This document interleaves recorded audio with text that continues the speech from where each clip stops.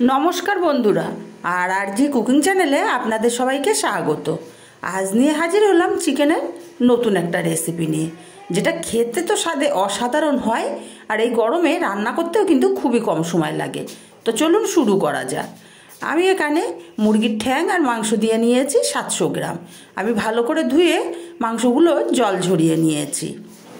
এবারে গ্যাসে একটা কড়াই বসিয়ে আমি কিছু মশলা ভেজে নেব। 2টো তেজপাতা দিলাম, 2টো শুকনো লঙ্কা দিলাম, আর হাফ চামচ জিরে দিলাম।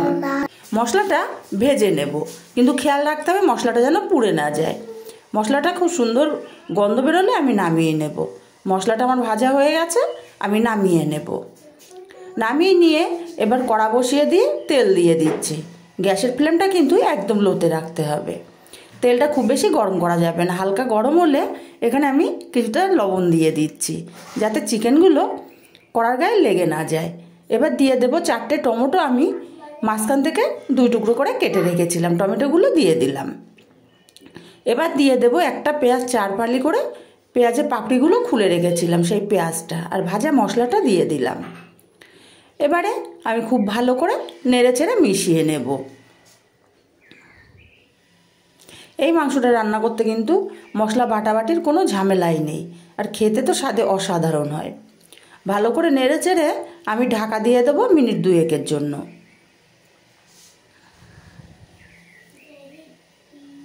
2 মিনিট পর ঢাকাটা খুলে নেব।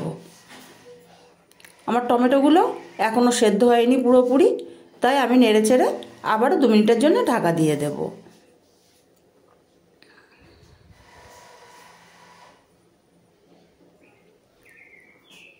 দু মিনিট পর ঢাকাটা খুলে নিলাম। টমেটোটা পুরোপুরি ভালোভাবে সেদ্ধ হয়ে গেছে। টমেটোগুলোর খোসা কিন্তু নিজের ইচ্ছায় ছাড়িয়ে যাচ্ছে। আমি এখন এই টমেটোর খোসাগুলো সব ফেলে দেব।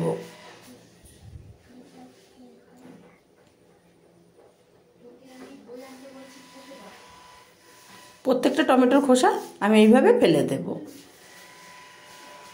টমেটোগুলোর খোসা ফেলে দিয়েছি। এবার দিয়ে দেবো এখানে একটা পেঁয়াজ কুচি। আমি 700 গ্রাম মাংসে 2টো পেঁয়াজ ব্যবহার করলাম। দিয়ে দিলাম পরিমাণ মতো আদা কুচি, রসুন কুচি, আর দিয়ে দেবো ঝালের জন্য পাকা লঙ্কা কুচি।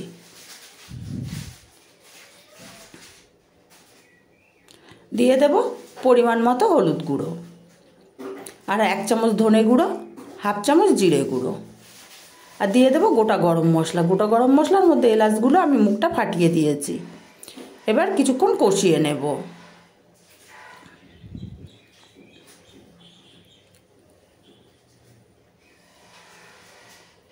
মাংসটা আমি মিনিট 2 ধরে কষিয়ে নিয়েছি।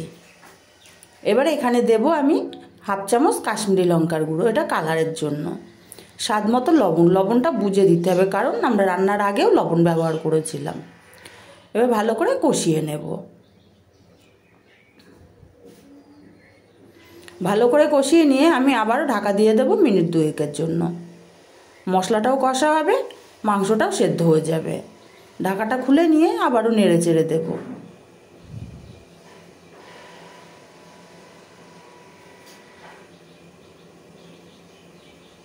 আর টমেটোগুলোকে এইভাবে খুন্তি দিয়ে দিয়ে গেলে দিতে হবে।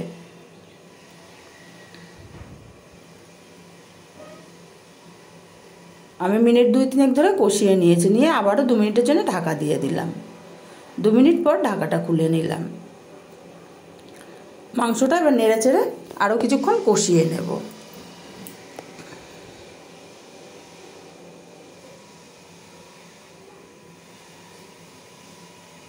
মাংসটা আমি ভালো মতো কষিয়ে নিয়েছি। দিয়ে দেব পরিমাণ মতো জল। আমি খুব বেশি ঝোল রাখবো না, তাই জলের পরিমাণটা কম করে দিলাম। আপনারা চাইলে কম বেশি করতে পারেন।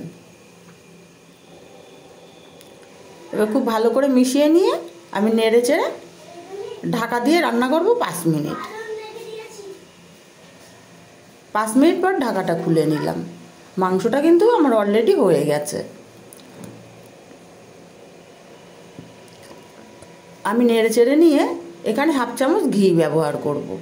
আমি এখানে গরম মশলা ব্যবহার করছি না, কারণ গরম মশলা আমার আগে দেওয়া ছিল। আপনারা চাইলে এখানে ধনেপাতা কুচিটাও ব্যবহার করতে পারেন। ঘিটা আমি খুব ভালো করে মিশিয়ে নিয়ে ঢাকা দিয়ে গ্যাসের ফ্লেম অফ করে রেখে দেবো 5 মিনিট, তারপরে আমি পরিবেশন করব। রেসিপিটা কেমন লাগলো অবশ্যই কমেন্ট করে জানাবেন। রেসিপিটা যদি ভালো লাগে অবশ্যই চ্যানেলটি সাবস্ক্রাইব করে আমার পাশে থাকবেন, আমাকে সাপোর্ট করবেন।